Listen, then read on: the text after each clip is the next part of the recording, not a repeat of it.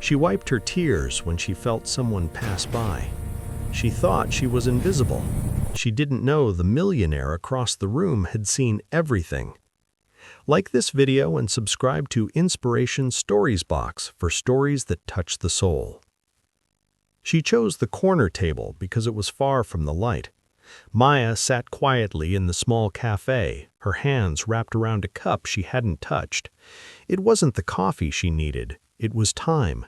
Time to breathe, time to stop pretending she was strong. Her phone buzzed again, another message from the landlord. Final notice.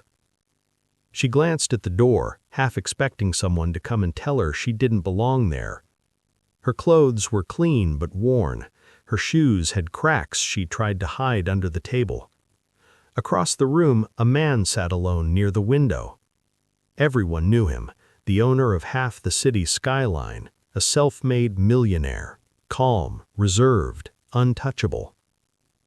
Ethan Blackwell didn't look important tonight. No assistants, no phone calls, just a man staring out at the rain.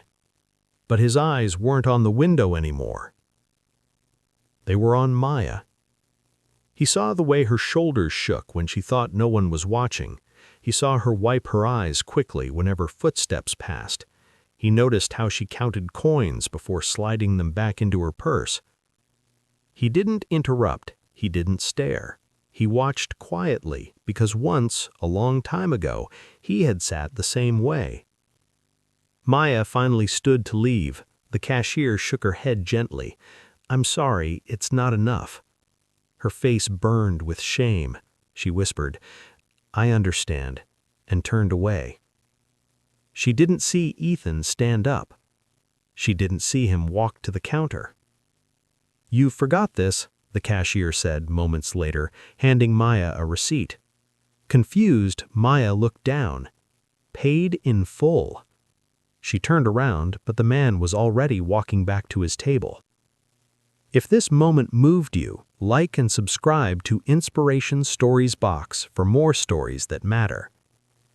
Maya hesitated. Then she walked back. Thank you," she said softly, afraid to look him in the eyes. "You didn't have to." Ethan smiled, not the kind used in boardrooms, but the kind meant for broken moments. "I know." They sat.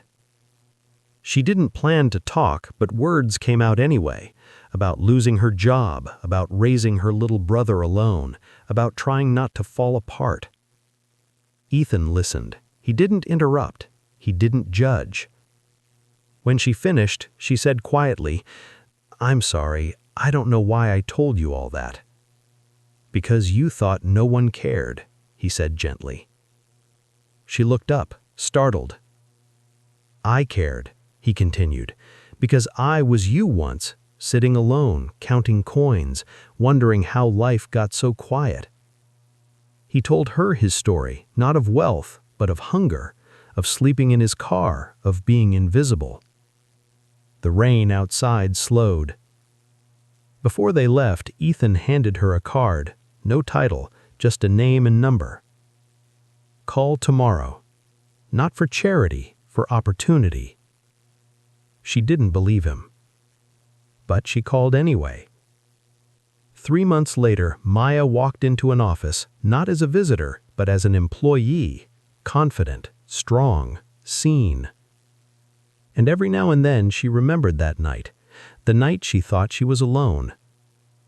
The night someone saw everything and chose kindness. Like this video and subscribe to Inspiration Stories box for emotional stories that remind us even quiet pain is worth noticing.